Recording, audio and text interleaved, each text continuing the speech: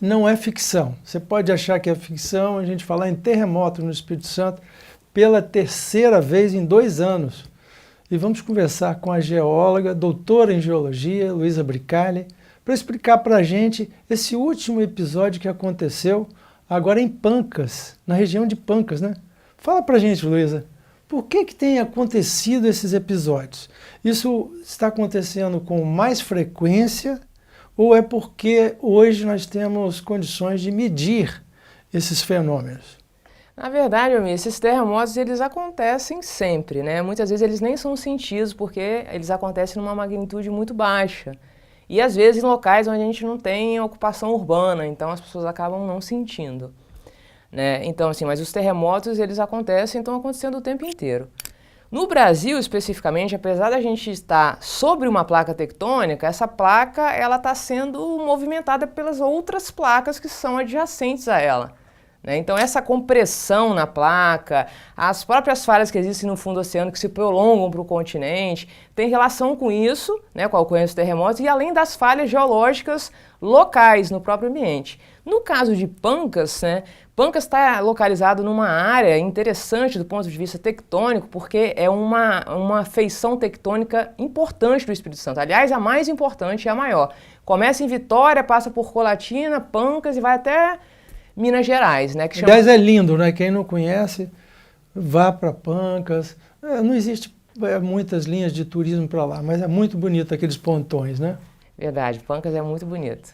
E qual foi a magnitude do terremoto? As pessoas sentiram isso?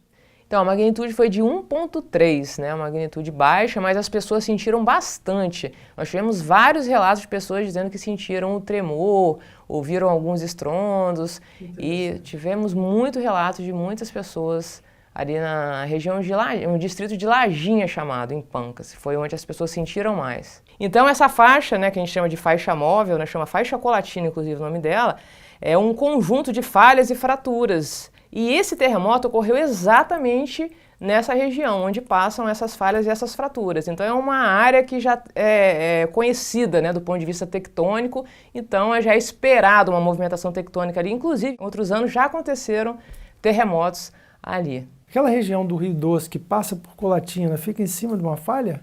Então, a parte de Colatina, a cidade de Colatina, inclusive, o Rio Doce está próximo ali, próximo a Colatina, a faixa passa pelo Rio Doce, ela corta o Rio Doce, assim, numa orientação mais ou menos noroeste. Não é que o leito do rio fique sobre a faixa, não.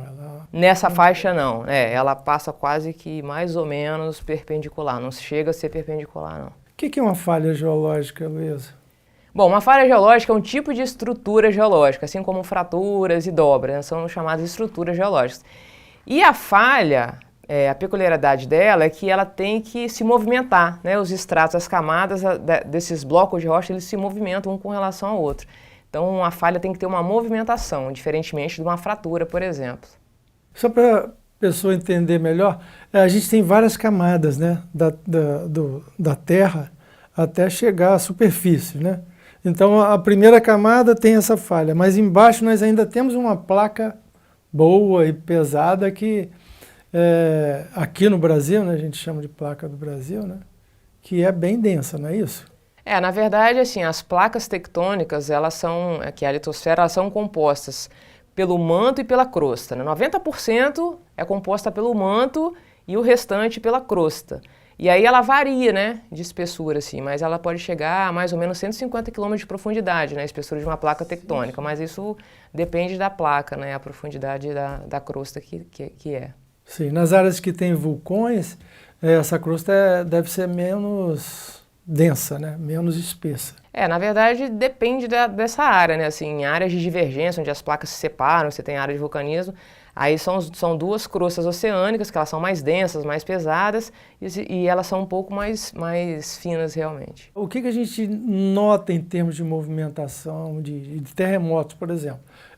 Como eu disse aqui, 3 terremotos nos 2 últimos anos, você me corrigiu agora, dizendo que foram 5, 4 no ano passado e 1 esse ano. Exatamente. Então, só o ano passado nós tivemos 4 terremotos, sendo que um deles foi sentido pela população, que foi em Vitória, na verdade. O epicentro foi em Vitória, em Maruípe, e as pessoas que moram em Vitória, Vila Velha e Serra sentiram bastante. Foi 1,9 de magnitude, foi em julho do ano passado, né? Mas nós tivemos mais 3 outros terremotos. Então só o ano passado foram 4. Esse ano foi o primeiro agora que aconteceu ontem em Pancas, mas nós já temos catalogados 41 terremotos com esse de ontem. Bem, vamos a um rápido intervalo, voltamos já falando sobre terremoto e movimentos da crosta terrestre.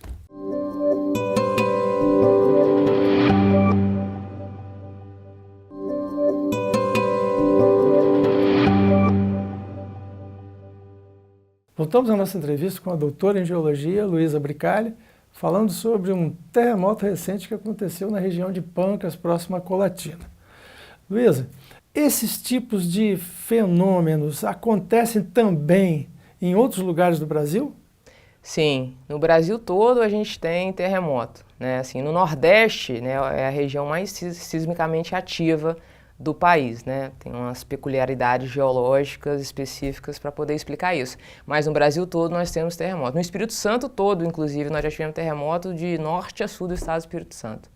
Certo. Existe algum estudo que mostra que alguma edificação foi abalada ou caiu por conta de um terremoto aqui no Brasil?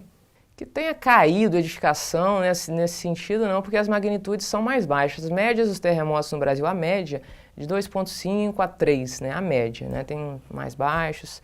Mas a gente tem registro de objetos caindo, vidros sendo quebrados, portas mexendo, janela também vibrando, né? Inclusive aqui em Vitória, né? Inclusive aqui, nós notificamos isso, né? Você veio falar sobre isso. É, que o segundo maior terremoto do Brasil foi aqui, e na época as pessoas sentiram isso, as janelas vibrando, vidro quebrando de janela, e foi um terremoto com magnitude alta, né? 6,1, isso em 1955.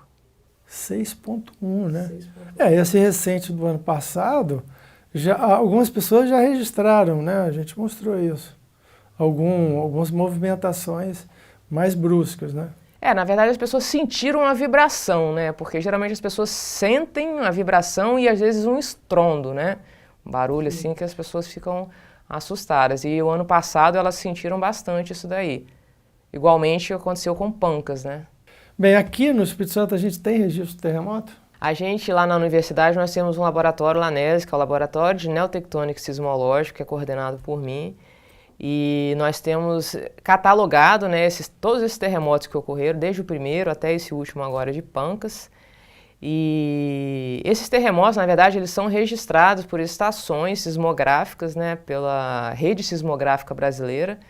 E existem alguns sismógrafos instalados no Espírito Santo, mas a gente necessitaria de uma quantidade maior para poder ter uma precisão melhor da ocorrência desses terremotos. Tem gente que às vezes faz correlação de coisas que não devem ser feitas, né? Mas isso tem a ver com algum processo ambiental que o planeta está vivendo? Não, na verdade isso é uma movimentação das forças endógenas que a gente chama, né? Que são movimentações que acontecem no interior da Terra, do planeta, né? Então é uma coisa realmente natural. Mas aí, com isso a gente tem as consequências ambientais, né? Assim, pode acontecer deslizamento de terra, desmoronamento, queda de bloco, e aí acaba alterando a paisagem de alguma maneira com essa movimentação. Agradeço mais uma vez a sua participação, doutora Luísa Bricalli, explicando ao nosso telespectador e esses terremotos que são causados aqui no Espírito Santo, mais recente agora, de Pancas. Eu que agradeço o convite mais uma vez, Almir, obrigada pela oportunidade de poder divulgar as ocorrências geológicas do Estado do Espírito Santo.